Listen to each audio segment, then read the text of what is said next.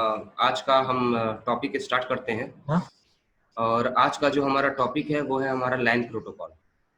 लैन protocols यानी एक तरीके से हम इसको फिजिकल लेयर प्रोटोकॉल्स भी कहते हैं। लैन प्रोटोकॉल्स को हम लोग फिजिकल लेयर प्रोटोकॉल्स भी कहते हैं। और अगर हम बात करें फिजिकल लेयर प्रोटोकॉल की दोस्तों, तो फिजिकल लेयर वो प्रोटोकॉल है जो, या फिर लैन प्रोटोकॉल वो प्रोटोकॉल है जिसका यूज करके हम डिवाइसेस को या फिर एक लैन को क्रिएट करते हैं। ठीक है ना। इसमें जो पोर्ट्स आते हैं, जिन पोर्ट के थ्रू हम किसी भी डिवाइस को कनेक्ट करते हैं, जैसे fast Ethernet port, gigabyte port, और सारे पोर्ट हैं जो कि आपके लैपटॉप में भी होता है जिसको हम एक लैन पोर्ट कहते हैं, या फिर स्विचेस में भी होता है, राउटर्स में भी होता है। और ये यही पोर्ट्स हैं जिनका यूज करके हम लैन को इस्टेब्लिश करते हैं। ठीक है। तो ये जो हमारे प्रोटोकॉल्स हैं इन्हीं को हम क्या कहते हैं, लैन प्रोटोकॉल्स या फिर फिजिकल लेयर प्रोटोकॉल्स। ठीक है ना। और इनका मेन मोटो जो होता है दोस्तों, वो केवल और केवल लैन को इस्टेब्लिश करने के लिए किया जाता है। ठीक है। तो अगर आपसे थ्योरी पूछती है कि लैन प्रोटोकॉल क्या होता है, तो जैसा कि देखिए यहाँ पे थ्योरी लिखी भी हुई है कि local area network are general description of geographical size of the network and to some extent the protocol is use. कुल मिला जुला के बस इतना समझिए कि एक अगर इसकी पूरी थ्योरी को अगर आप पढ़ते हैं तो आपको ये बस ये चीज समझ में आएगी कि एक लैन को इस्टेब्लिश करने के लिए जिन जिन प्रोटोकॉल्स की जरूरत पड़ती है, या फिर किस तरीके से उनको आपस में कनेक्ट किया जाता है, तो ये लैन प्रोटोकॉल के थ्रू ही पॉसिबल होता है, जिसको हम फिजिकल लेयर प्रोटोकॉल भी कहते हैं। इसका दोस्तों कुछ टाइप दिया हुआ है, जैसे कि आप देख रहे हैं यहाँ पे, इथरनेट है, फास्ट इथरनेट है, गीगाबाइट इथरनेट है, 10 गीगाबाइट इथरनेट है, वाईफाई वायरलेस है, एफडीडीआई है, टोकन रिंग है, एटीएम है। तो ये सब जो है ये अलग अलग क्या है कि पोर्ट है, और इन पोर्ट का यूज करके ही हम डिवाइसेस को कनेक्ट करते हैं या फिर एक लाइन को क्रिएट करते हैं। तो दोस्तों जैसे कि अगर आप ये जो इतने सारे देख रहे हैं, जिसमें से ये Ethernet port, fast Ethernet port, gigabyte Ethernet port, या 10 गीगाबाइट इथरनेट पोर्ट, या वायरलेस पोर्ट, ये सब के सब ये जो दिए हुए हैं, ये सारे के सारे पोर्ट का अगर मेन मोटो अगर हम देखें, तो मेन मोटो इनका दोस्तों यही है कि किस तरीके से डिवाइसेस को आपस में कनेक्ट किया जाए। ठीक है ना। ताकि वो आपस में इंफॉर्मेशन को ट्रांसफर कर सकें, या कैपेबल रहे कि किस तरीके से इंफॉर्मेशन जो है वो एक जगह से दूसरी जगह ट्रांसफर होगा दोस्तों। ठीक है। दूसरी चीज दोस्तों बात ये आती है कि अब चूंकि जब सबका काम एक ही है, मोटो एक ही है कि क्या कहते हैं कि डिवाइसेस को आपस में कनेक्ट करना ताकि वो इंफॉर्मेशन को शेयर कर सके, तो अब चूंकि है अलग अलग नाम लिखा हुआ है, तो दोस्तों इन सारों का काम, इन सारे के सारे जो हैं ये, इनका काम तो ये है कि डिवाइसेस को कनेक्ट करना, लॉजिकली और फिजिकली दोनों। तो लेकिन इनकी कैपेसिटी में दोस्तों डिफरेंस है। जैसे क्या है कि अगर ईथरनेट की बात करें या फास्ट ईथरनेट की बात करें, तो फास्ट ईथरनेट जो है वो ईथरनेट से बेटर है। अगर गीगाबाइट ईथरनेट की बात करें तो वो फास्ट ईथरनेट से बेटर है। 10 गीगाबाइट ईथरनेट की बात करें तो वो पर्टिकुलर गीगाबाइट ईथरनेट से बेटर है। इसी तरीके से वायरलेस नेटवर्क, वायरलेस से डिवाइसेस को कनेक्ट करने के लिए भी पोर्ट्स होते हैं। एफडीडीआई के fibre distributed data interface, token ring, ये सब भी अलग अलग स्ट्रेटेजी हैं जिसके थ्रू हम क्या कहते हैं, इंटरनेट को या फिर डिवाइसेस को आपस में कनेक्ट करते हैं और एक लाइन को क्रिएट करते हैं, जिससे कि एक सिंपल लाइन में इंफॉर्मेशन जो है वो आसानी से ट्रांसफर किया जा सके दोस्तों। ठीक है।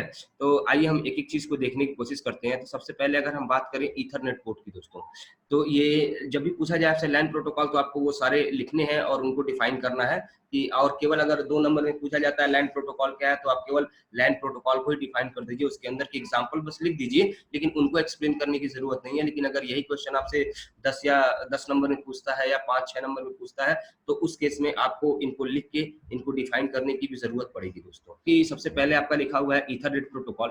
तो अगर हम ईथरनेट प्रोटोकॉल की दोस्तों बात करें, तो देखिए जैसा कि इसमें लिखा हुआ है कि Ethernet is the most popular physical layer LAN technology in use today. यानी आज की डेट में इस ईथरनेट टेक्नोलॉजी का यूज किया जा रहा है फिजिकल लेयर में या फिर लैन को कनेक्ट करने के लिए। It defines the number of conductors that are required for a connection, the performance thresholds that can be expected, as provides the framework for data transmission। ठीक है ना। तो जैसे कहने का मतलब क्या है कि ये हेल्पफुल है या फिर एक ये फ्रेमवर्क प्रोवाइड करता है जिससे कि डिवाइसेस के बीच में डाटा को ट्रांसफर किया जा सके, और through the Ethernet port, Ethernet protocol, हमारा जो डिवाइसेस हैं वो, अगर ये हमारा ईथरनेट ना हो तो हम डिवाइसेस को नेटवर्क से कनेक्ट नहीं कर सकते। तो नेटवर्क से कनेक्ट करने के लिए आपको ईथरनेट की जरूरत पड़ती है, पोर्ट की जरूरत पड़ती है, ठीक है ना। अगर ईथरनेट ना हो तो आप लैन से कनेक्ट नहीं हो सकते। लेकिन दोस्तों जैसा कि मैंने आपको बताया था कि ईथरनेट हो, चाहे फास्ट ईथरनेट हो, चाहे गीगाबाइट ईथरनेट हो, चाहे 10 गीगाबाइट ईथरनेट हो, इन सबका काम क्या है, लैन से डिवाइस को कनेक्ट करना। लेकिन चूंकि इनका नाम अलग अलग है, मतलब क्या है कि इनके अंदर कुछ न कुछ तो ऐसे डिफरेंसेस होंगे जो कि इनको एक दूसरे से डिफर करते हैं, या फिर एक दूसरे से मतलब अलग करते हैं कि किस तरीके से, कि मतलब क्या ये मतलब इनके अंदर क्वालिटीज क्या है। तो अगर हम देखें तो क्या लिखा हुआ है कि standard Ethernet network can transmit data at a rate up to 10 megabyte per second, 10 megabyte per second. यानी कि अब कैपेसिटी की बात करें तो जैसा कि हमें पता है कि ईथरनेट पोर्ट जो है, वो ईथरनेट पोर्ट हमारा मेन काम क्या है ईथरनेट पोर्ट का, कि भाई डिवाइस को लैन के साथ कनेक्ट करना, ठीक है ना। और इसी के लिए हम इसको फिजिकल लेयर प्रोटोकॉल भी कहते हैं। लेकिन अगर हम इसके कैपेसिटी की बात करें दोस्तों, तो कैपेसिटी जैसा कि आप देख रहे हैं कि इसकी मेन कैपेसिटी है 10 मेगाबाइट पर सेकेंड, ठीक है दोस्तों, 10 मेगाबाइट पर सेकेंड। तो ये जो 10 मेगाबाइट पर सेकेंड की जो इसकी कैपेसिटी है दोस्तों, तो यही कैपेसिटी जो है ये कहीं ना कहीं ईथरनेट को फास्ट ईथरनेट से थोड़ा सा कम मतलब अगर देखें तो फास्ट ईथरनेट जो है वो ईथरनेट से थोड़ा ज्यादा एडवांस है। क्यों? क्योंकि इसकी कैपेसिटी अगर देखें तो कैपेसिटी में जैसा कि आपको दिख रहा है कि ये 10 मेगाबाइट पर सेकेंड से इसका डाटा रेट है ईथरनेट का, ठीक है ना। लेकिन वहीं अगर हम बात करें फास्ट ईथरनेट की, FA फास्ट ईथरनेट की बात करें, तो यहाँ पे आप देख रहे हैं कि काम इसका भी सेम है कि लैन से डिवाइस को कनेक्ट करना, लेकिन इस पोर्ट की जो कैपेसिटी है वो ईथरनेट पोर्ट की कैपेसिटी से ज्यादा है। जैसा कि आप देख रहे हैं वहां पे क्या था आपका 10 मेगाबाइट पर सेकेंड की स्पीड को रेट को वो मैनेज कर पाता था, ठीक है ना। लेकिन जब उसका जो रेट है डाटा ट्रांसफर करने का वो 100 मेगाबिट पर सेकेंड हो, तो उसको हम फास्ट ईथरनेट कहते हैं। यानी कि अगर हम कहें कि ईथरनेट में और फास्ट ईथरनेट में दोनों के बीच में अगर हम डिफरेंसेस की बात करें दोस्तों, तो दोनों के बीच में जो हमारा मेन डिफरेंस है वो यही है वो दोस्तों कि ईथरनेट पोर्ट और फास्ट ईथरनेट पोर्ट दोनों की कैपेसिटी में डिफरेंस है। कैपेसिटी की अगर बात करें दोस्तों, तो अगर इथरनेट की बात करें तो 10 मेगाबाइट पर सेकंड की कैपेसिटी है, डाटा रेट है उसका। लेकिन अगर फास्ट इथरनेट की बात करें तो अगर इसकी कैपेसिटी अगर आप देख रहे हैं तो इसका डाटा रेट आपका, अगर आप ध्यान से देखें तो इसका डाटा रेट आपका 100 Mbps है, यानी कि मेगाबिट पर सेकेंड 100, ठीक है ना दोस्तों। तो ये चीज आपको ध्यान में रखनी है, क्योंकि इसमें दोनों के बीच में सिमिलरिटीज भी है और दोनों के बीच में डिफरेंस है। और ये डिफरेंस या सिमिलरिटीज की बात करें तो ये यही है कि जो इथरनेट पोर्ट है और जो फास्ट इथरनेट पोर्ट है, दोनों का काम क्या है, डिवाइसेस को कनेक्ट करना। लेकिन अगर डिफरेंशिएशन की बात करें तो दोनों के डाटा रेट में यानी कि कैपेसिटी में फर्क है। और दोनों के कैपेसिटी में फर्क होने की बात करें तो जैसा कि आप देख रहे हैं कि Ethernet port 10 megabyte per second को की स्पीड को क्या कहते हैं मैनेज करता है, लेकिन फास्ट इथरनेट की बात करें तो वो 100 Mbps मेगाबाइट पर सेकेंड की स्पीड को मैनेज करता है। सेम इसी तरीके से देखें तो हमारा दो और है, गीगाबाइट इथरनेट और 10 गीगाबाइट इथरनेट दोस्तों। तो अगर गीगाबाइट इथरनेट की बात करें और 10 गीगाबाइट इथरनेट की बात करें तो ये भी जो है इनके अंदर भी अगर हम समानताओं की बात करें तो जैसे कि इथरनेट पोर्ट था या फास्ट इथरनेट पोर्ट था, वैसे ही गीगाबाइट इथरनेट पोर्ट भी है और 10 गीगाबाइट इथरनेट पोर्ट भी है। अब इन जो गीगाबाइट और 10 गीगाबाइट इथरनेट पोर्ट्स हैं, इनका मेन काम क्या है दोस्तों कि सेम वही डिवाइस को कनेक्ट करना। लेकिन अगर डिफरेंसेस की बात करें तो वही क्या कि जिसे क्या कहते हैं कि ये एक दूसरे से मतलब इनकी कैपेसिटी जो है वो बेटर है, ठीक है ना। तो यही इनके बीच में मेन डिफरेंस है कि इनकी कैपेसिटी जो है वो बेटर है दोस्तों। जैसा कि आपको देखने को मिल रहा होगा कि अभी इसकी बात कर रहे थे तो 10 मेगाबिट पर सेकेंड की कैपेसिटी थी इनकी। अगर हम इसकी बात कर रहे थे तो 100 मेगाबिट पर सेकेंड की कैपेसिटी थी। और एक चीज याद रखिएगा, ये एम बिट लिखा हुआ है, बिट है, Mbps मतलब मेगा बिट पर सेकेंड है, मेगाबाइट पर सेकेंड नहीं। इस पे आप लोग कंफ्यूज मत होइएगा, मेगा बिट पर सेकेंड है। कभी भी मैंने आपको बताया था कि अगर केवल के बी लिखा हो, कैपिटल के कैपिटल बी, तो मतलब किलो बाइट होता है। लेकिन अगर किलो के बी पी एस लिखा हुआ है तो वो हमेशा किलो बिट पर सेकेंड होता है। किलो बिट और बाइट में अक्सर हम कंफ्यूज होते हैं, इसलिए इस चीज को अपने दिमाग में रखिएगा कि केबीपीएस का मतलब क्या होता है, किलो बिट पर सेकेंड, और केबी का मतलब क्या होता है, किलो बाइट, ठीक है ना। या फिर किलो बाइट किलो बिट लिखा हो तो भी वो किलो बिट होता है। दूसरी चीज कि अगर 1 किलो बाइट लिखा है या 1 किलो बिट लिखा है तो दोनों के बीच में डिफरेंस क्या है वो समझने की जरूरत है। क्योंकि न्यूमेरिकल में अक्सर पूछा जाता है कि अगर आपको लिखा हुआ है कि किलो बिट, 1 किलो बिट, तो 1 किलो बिट का मतलब होता है दोस्तों 1000 बिट। ध्यान से समझिएगा, 1 किलो बिट का मतलब होता है 1000 बिट, और 1 किलो बाइट लिखा है उसका मतलब होता है 1024 बाइट। ठीक है ना। तो इसमें आप लोग कभी कभी क्या होता है 1 किलो बिट लिखा होता है और हम उसको 1024 समझते हैं, तो वो चीज गलत है। हमें ये चीज हमेशा याद रखनी पड़ेगी कि जब 1 किलो बिट लिख रहा है तो 1 किलो बिट लिखने का मतलब क्या है कि 1000 बिट, और अगर 1 किलो बाइट लिख रहा है तो मतलब 1024 बाइट। ठीक है ना। अब अगर बाइट को अगर हमें बिट में कन्वर्ट करना है तो हमें सिंपल, चूंकि हमें पता है कि एक बाइट में 8 बिट होते हैं, तो जितने भी बाइट हैं उनमें हम 8 का मल्टीप्लाई कर दें तो वो बिट में कन्वर्ट हो जाएगी दोस्तों। ठीक है ना। तो बहरहाल इस पे आप लोग को फोकस करने की जरूरत है, क्योंकि अगर ये चीज है छोटी सी, लेकिन अगर इसमें अगर आप लोग को डाउट रहेगा तो आपका न्यूमेरिकल जो है वो कहीं ना कहीं सही नहीं कहा जाएगा, वो गलत माना जाएगा। ठीक है दोस्तों। तो आपको वहां पे फोकस करना है, आपको इन चीजों को क्लियर करना है, और ये चीजें तभी क्लियर होंगी जब आप मैक्सिमम क्या कहते हैं वो न्यूमेरिकल करेंगे, और न्यूमेरिकल करने के बाद जो है ही आप ये देख पाएंगे कि किस तरीके से जो मतलब कि ये जो जितना मतलब न्यूमेरिकल करेंगे तभी आपका ये कंफ्यूजन दूर होगा कि मेगाबिट, मेगाबाइट, या फिर किलो बिट, किलो बाइट या केबीपीएस। ठीक है ना। तो सब मिलता जुलता लगता है इसलिए कंफ्यूजन होता है, लेकिन इस कंफ्यूजन से आपको बचना है, तभी आपका न्यूमेरिकल सही होगा दोस्तों। ठीक है। क्योंकि एक छोटी सी गलती आपके पूरे के पूरे न्यूमेरिकल को दोस्तों गलत कर देगी। ठीक है। तो जैसा कि मैंने आपको बताया था कि ईथरनेट में 10 एमबीपीएस का स्पीड को सपोर्ट करता है, रेट को सपोर्ट करता है। अगर फास्ट ईथरनेट की बात करें तो 100 मेगाबिट पर सेकंड को एमबीपीएस को सपोर्ट करता है। उसी तरीके से अगर हम बात करें गीगाबाइट ईथरनेट की, तो अभी तक क्या था कि ऊपर वाले को हमने देखा कि क्या था कि वो 100 मेगाबिट पर सेकंड को सपोर्ट कर रहा था, लेकिन यहाँ पे चूंकि गीगाबिट ईथरनेट है, पोर्ट का काम वही है कि डिवाइस को कनेक्ट करना पर्टिकुलर लैन के साथ। ठीक है ना। लेकिन इसकी जो कैपेसिटी है दोस्तों, वो कैपेसिटी जो है वो फास्ट इथरनेट और इथरनेट की तुलना में या कंपैरिजन में ज्यादा बेटर है। जैसा कि आपको दिख रहा है ये 1000 मेगाबिट पर सेकंड को समझ रहे हैं ना, 1000 मेगाबिट पर सेकंड को ये क्या कहते हैं सपोर्ट कर रहा है। ठीक है ना, 1000 मेगाबिट को। ठीक है ना। अब यहाँ पे एक जीबी नहीं, जी यानी गीगा बिट लिखा हुआ है दोस्तों। ठीक है ना, गीगा बिट लिखा हुआ है, क्योंकि 1000 मेगाबिट को हम 1 गीगाबिट कहते हैं। बिट कहते हैं, बाइट नहीं कहते हैं, बिट कहते हैं। इस चीज को कंफ्यूज मत होइएगा, क्योंकि जैसे मैंने अभी आपको बताया था ना कि 1 किलो बिट मतलब 1000 बिट, और 1 किलो बाइट मतलब 1024 बाइट। तो सेम यहाँ पे भी वैसा है, क्योंकि 1000 मेगा बिट है तो इसको 1 गीगा बिट भी हम कहेंगे, कह सकते हैं। ठीक है ना।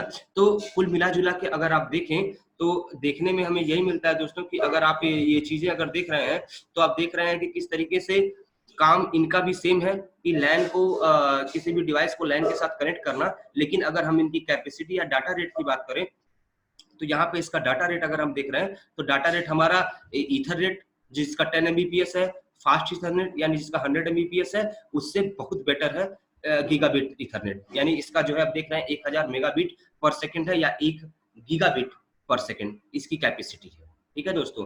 ठीक उसी तरीके से बात करें तो इसका भी एक एडवांस वर्जन है जिसको 10 गीगाबिट ईथरनेट पोर्ट कहते हैं। ठीक है ना। अब ये 10 गीगाबिट ईथरनेट पोर्ट की बात करें तो ये भी क्या है, सेम है दोस्तों। मतलब क्या कि काम इनका भी वही है, क्या कि किस तरीके से डिवाइसेस को आपस में कनेक्ट करना है लैन में, किस तरीके से एक जितनी भी डिवाइसेस हैं किस तरीके से लैन में एक्सेस पाएंगी, और किस तरीके से लॉजिकली और फिजिकली वो कनेक्ट होंगी। ये हमारा ईथरनेट मतलब 10 गीगाबिट ईथरनेट पोर्ट भी हमारा यही काम करता है। लेकिन अगर हम डिफरेंस की बात करें दोस्तों तो यहाँ पे भी जो इसका मेन डिफरेंस है वो दोस्तों इसकी कैपेसिटी है, और इसकी कैपेसिटी यानी डाटा रेट की कैपेसिटी है। तो जैसा कि आप देख रहे थे कि ऊपर वाले यानी कि गीगाबिट ईथरनेट में 1000 मेगाबिट पर सेकंड या फिर 1 गीगाबिट पर सेकंड की कैपेसिटी होती है। उसी तरीके से अगर 10 गीगाबिट ईथरनेट की बात करें तो जैसा कि इसका नाम है ये 10 गीगाबिट ईथरनेट जो है इसका जो डाटा रेट होता है वो 10 गीगाबिट पर सेकंड है। 10 गीगाबिट का मतलब क्या है कि ये 1000 की जगह 10,000 समझा, 10,000 मेगाबिट पर सेकंड होगा, जिसको हम 10 गीगाबिट पर सेकंड भी कह सकते हैं। ठीक है ना। देखिए यहाँ पे इसका यूज कहाँ होता है, it is generally use for backbones and high end applications required high data rate. मतलब कि आप समझ रहे हैं ना। देखिए कहने का मतलब क्या है दोस्तों कि हर जगह हम हर तरीके का पोर्ट यूज नहीं करते हैं। अगर हमें हमारे लैपटॉप में फास्ट इथरनेट की जरूरत है तो हम वहाँ पे गीगाबिट इथरनेट या 10 गीगाबिट इथरनेट का यूज क्यों करेंगे, ठीक है ना। क्योंकि आप ये समझ लीजिए कि ये जो जितने भी एडवांस कैपेसिटी के ये जो जितने भी ये पोर्ट्स हैं, अगर इनको आप बाई करते हैं, इनको आप कैरी करते हैं, तो होगा क्या कि दोस्तों कि अगर आपके लैपटॉप की प्राइस अगर सपोज कीजिए कि 30,000 रुपए है और उसमें फास्ट इथरनेट का पोर्ट लगा हुआ है, अगर वहीं पे वो अगर फास्ट इथरनेट का पोर्ट अगर कन्वर्ट हो जाता है गीगाबिट इथरनेट में या 10 गीगाबिट इथरनेट में, तो आपके लैपटॉप की जो फाइनेंशियल वैल्यू है वो बढ़ जाएगी, ठीक है ना। क्योंकि उसमें जो टेक्नोलॉजी है वो इम्प्लीमेंट हो गई, मतलब और पुरानी टेक्नोलॉजी से और एडवांस टेक्नोलॉजी इंप्लीमेंट हुई है, जिसकी वजह से उसका प्राइस जो है वो बढ़ जाता है। तो इसलिए कोई भी ऐसा नहीं है कि सब खराब है, सब ठीक है ना। लेकिन हमें ये चूज करना पड़ता है कि किसकी कहाँ पे जरूरत है और कितनी जरूरत है। उसकी जरूरत के अकॉर्डिंग ही हम इनमें से कोई एक पोर्ट को चूज करते हैं। अब जहां हमारा नॉर्मल काम हो रहा है वहां पे हमें 10 गीगाबाइट इथरनेट पोर्ट की जरूरत नहीं पड़ेगी, ठीक है ना। जहां बहुत ज्यादा वर्क है, बहुत ज्यादा डाटा ट्रांसफर हो रहा है, तो उस केस में हमें पता है कि अगर यहाँ पे स्लो कैपेसिटी का पोर्ट होगा तो वहां पे दिक्कतें आएंगी, ट्रैफिक जाम होगा और बहुत सारी दिक्कतें होंगी। तो उसको वहां पे मैनेज करने के लिए तब हम वहां 10 गीगाबिट इथरनेट का यूज करेंगे दोस्तों, ठीक है। तो बहरहाल मेरे कहने का बस मतलब इतना है दोस्तों कि चाहे इथरनेट पोर्ट हो, चाहे फास्ट इथरनेट पोर्ट हो, चाहे गीगाबिट इथरनेट पोर्ट हो, चाहे 10 गीगाबिट इथरनेट पोर्ट हो, इन सबका अगर मेन काम क्या है कि लैन के साथ डिवाइसेस को कनेक्ट करना। और इनके बीच में अगर हम डिफरेंस की बात करें तो इनके रेट में, इनकी कैपेसिटी में डिफरेंस है, और वो डिफरेंस आपको साफ साफ दिख रहा है कि अगर इथरनेट की बात करें तो 10 Mbps की स्पीड है, फास्ट इथरनेट की बात करें तो 100 Mbps की स्पीड है, गीगाबिट इथरनेट की बात करें तो 1000 मेगाबिट Mbps की स्पीड है, और अगर 10 गीगाबिट इथरनेट की बात करें तो 10,000 मेगाबिट पर सेकंड की स्पीड है। तो ये उनके बीच में डिफरेंस है। यूज सारे किए जाते हैं लेकिन अकॉर्डिंग टू नीड, जिसकी जैसी जरूरत होती है वहां पे उसको इंप्लीमेंट किया जाता है दोस्तों, ठीक है। उसके बाद से फिर इसी तरीके से दोस्तों जो हमारा ये ईथरनेट वाला जितना कॉन्सेप्ट था ऊपर, वो मोस्टली हम वायर्ड मीडियम के लिए यूज करते हैं, जहां से वायर्ड के थ्रू हम डिवाइस को कनेक्ट कर रहे होते हैं। लेकिन उसी तरीके से वायरलेस के लिए भी अलग पोर्ट आता है। जैसा कि आपने देखा होगा जब मैंने डाटा लिंक लेयर के बारे में बात की थी, तो डाटा लिंक लेयर के बारे में जब हमने बात की थी तो आपने देखा था कि डाटा लिंक लेयर को 2 सब लेयर में डिवाइड किया जाता है दोस्तों। डाटा लिंक लेयर की जब हमने बात की थी डिटेल में, तो हमने ये देखा था कि डाटा लिंक लेयर को 2 सब लेयर में डिवाइड किया गया, और एक को ऊपर वाले को LLC लॉजिकल लिंक कंट्रोल और नीचे वाले को मैक लेयर, यानी 2 सब लेयर में डिवाइड, एक ही लेयर को यानी डाटा लिंक लेयर को 2 सब लेयर में डिवाइड किया गया, जिसको हम LLC कहते हैं और नीचे वाले को मैक कहते हैं। तो जब आपने मैक वाला डायग्राम देखा होगा, यानी जब आपने सेकेंड यूनिट में जो सबसे पहला टॉपिक था, जैसा कि देखिए मैं आपको यहाँ पे दिखाना चाहूंगा, हाँ ये देखिए आप, ये जो फिगर आपको दिख रहा होगा, तो इस फिगर में अगर आप जैसे देख रहे होगे एक डाटा लिंक लेयर है, इस डाटा लिंक लेयर को हमने 2 सब लेयर में डिवाइड किया हुआ है, एक LLC है और दूसरा मैक लेयर है। तो मैक लेयर में अगर आप देखेंगे तो देखिए इसको 2 पार्ट में डिवाइड किया गया है, एक मैक 802.3 जिसको हम ईथरनेट कहते हैं, और एक मैक 802.11 जिसको हम वाईफाई के लिए कहते हैं। यानी कि हमारे कहने का मतलब क्या है कि वाईफाई के लिए अलग और लैन के लिए और वायरलेस के वायर्ड के लिए अलग मतलब कि प्रोटोकॉल यूज किया जाता है। तो बहरहाल अभी तक हम जितने की बात कर रहे थे वो बच्चों आपके क्या थी कि वायर के थ्रू कनेक्ट हो रहा था, लेकिन अब हम जिसकी बात कर रहे हैं वो आपका वायरलेस लैन है। और वायरलेस लैन भी क्या होता है कि वो भी भाई कहीं ना कहीं तो कनेक्शन इस्टेब्लिश करता ही करता है, ठीक है ना भाई। अगर कनेक्शन इस्टेब्लिश ना हो तो वो भी डाटा ट्रांसफर कर नहीं सकता। लेकिन बस दिक्कत क्या है कि इसमें जो डिफरेंस है वो क्या है कि उसमें एक वायर्ड मीडियम होता है और इसका जो मीडियम है वो एयर होता है, यानी कि इसमें आपको बीच में वायर नहीं होती, वायर दिखाई नहीं देती, और ये एक क्या कहते हैं कि वायरलेस मीडियम के थ्रू यानी एयर के माध्यम से ये सारी डिवाइसेस आपस में कनेक्ट रहती हैं। और देखिए जैसा कि इसमें लिखा हुआ है कि a wireless LAN is one in which a mobile user can connect to a local area network through the wireless connection, या वायरलेस मतलब रेडियो कनेक्शन, द IEEE 802.11 जो ऊपर लिखा हुआ था group of standard specify the technology of wireless LAN, जो कि अभी आपको जो मैंने ऊपर वाला फिगर दिखाया डाटा लिंक लेयर का, तो उसमें आपको दिख रहा होगा कि ये 802.11 ये वाईफाई के लिए यूज किया जाता है। Standard use for use the Ethernet protocol and CSMA/CA। अब देखिएगा CSMA और CSMA/CD, ये दो चीजें मैंने आपको आगे भी मैं बताऊंगा, लेकिन आप लोग इससे पहले भी पढ़ चुके हैं कि carrier sense multiple access with collision avoidance, इसकी बात कर रहे हैं हम, ठीक है ना। इसकी अगर हम बात करें तो इसमें क्या लिखा हुआ है कि carrier sense multiple access oblique CA, जिसका मतलब है कोलिजन अवॉइडनेस, ठीक है ना। ये एक प्रोटोकॉल है, इसका यूज किया जाता है वायरलेस में, ठीक है ना। लेकिन यहीं पे अगर CD हो, यानी कि carrier sense multiple access oblique collision detection, तो ये हमारा यूज किया जाता है वायर्ड मीडियम में, ठीक है ना। दोनों का काम क्या होता है कि कोलिजन को डिटेक्ट करना, ठीक है ना, कि कोलिजन पैकेट के बीच में ना हो, तो इसके लिए हम मतलब कि CSM CD और CSM CA का यूज करते हैं। लेकिन मेन डिफरेंस बस इतना है दोस्तों, जो कि मैं आगे आप लोग को बताऊंगा कि नेक्स्ट लेक्चर में या अगले वीक में, कि जो CSM CA है, ये इसका माने जो carrier sense multiple access with collision avoidance है, इसका यूज वायरलेस में किया जाता है। और जो दूसरा है carrier sense multiple access with collision detection, इसका यूज वायर्ड मीडियम में किया जाता है दोस्तों, ठीक है ना।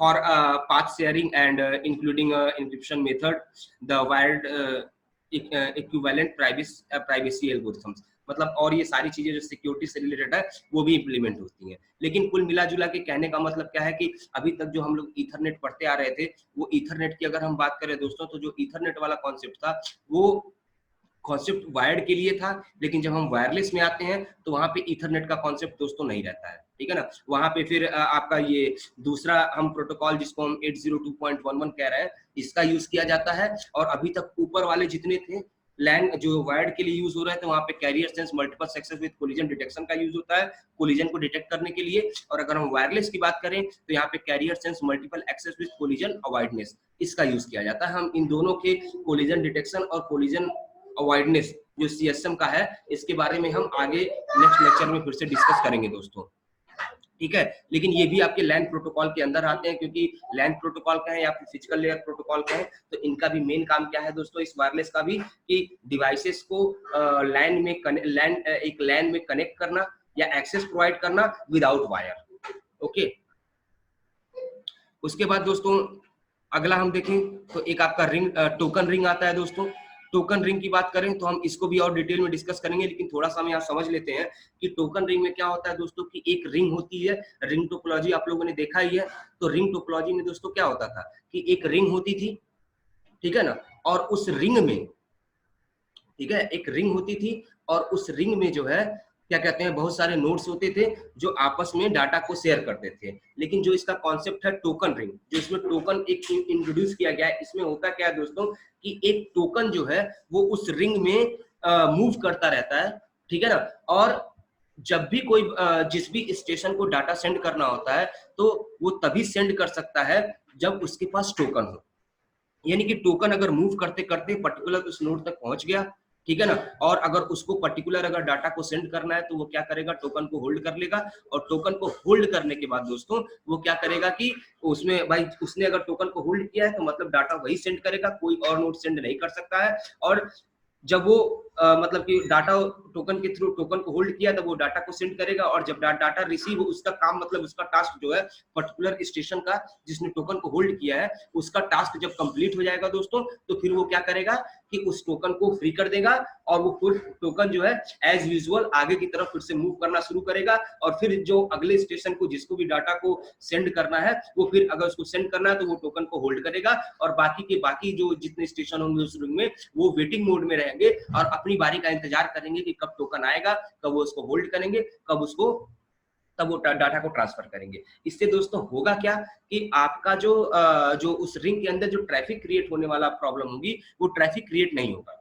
ठीक है ना। यही इस टोकन रिंग की स्पेशलिटी है कि एक लैन को हम रिंग के फॉर्म में हमने कनेक्ट किया हुआ है और उसमें एक टोकन है। ऐसे क्या होगा कि भाई अगर हर स्टेशन अपने मन से कभी भी डाटा को सेंड करेगा तो कोलिजन के चांसेस वहां पे बहुत ज्यादा होंगे। तो अगर इसको अवॉइड करना है तो अगर हम जब हमें पता है कि एक ही टोकन है और उसी बंदे को वही वही डाटा ट्रांसफर कर सकता है जिसके पास टोकन है, तो वही जब एक बंदे ने अगर टोकन को होल्ड किया हुआ है और वो डाटा को ट्रांसफर कर रहा है तो बाकी के जो स्टेशन है वो डाटा को ट्रांसफर कर ही नहीं पाएंगे, ठीक है ना। और जब डाटा को ट्रांसफर नहीं कर पाएंगे यानी वेटिंग कंडीशन में होंगे तो आपकी जो लिंक है वो पूरी की पूरी खाली होगी, ठीक है ना। और उस रूट में आसानी से जो एक जिस बंदे को डाटा ट्रांसफर करना है वो आसानी से विदाउट ट्रैफिक विदाउट कोलिजन जो है वो डाटा को एक जगह से दूसरी जगह ट्रांसफर कर लेगा, ठीक है ना। इसके अंदर के जो और डीप कॉन्सेप्ट है वो मैं आपको अगले लेक्चर में फिर बताऊंगा, ठीक है।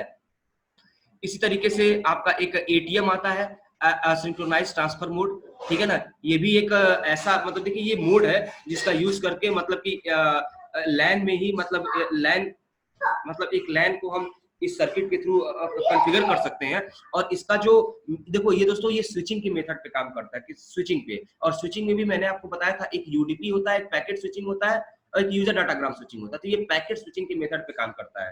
पैकेट स्विचिंग के मेथड पे काम करने का मतलब क्या है दोस्तों कि जैसा आपको बताया था कि ये चाहे वॉइस डाटा हो चाहे वीडियो हो, ठीक है ना, ये क्या करता है कि उनको पहले छोटे छोटे पैकेट्स में डिवाइड करता है और वो पैकेट्स जो है वो फ्री होते हैं मूव करने के लिए। वो अपने किसी भी किसी भी रूट से मूव करते हुए वो डेस्टिनेशन तक पहुंच जाते हैं। हर पैकेट के ऊपर सोर्स और डेस्टिनेशन का एड्रेस होता है जिसके थ्रू वो डेस्टिनेशन तक पहुंचते हैं दोस्तों। तो होप सो दोस्तों आप लोग को आज का लेक्चर समझ में आया होगा।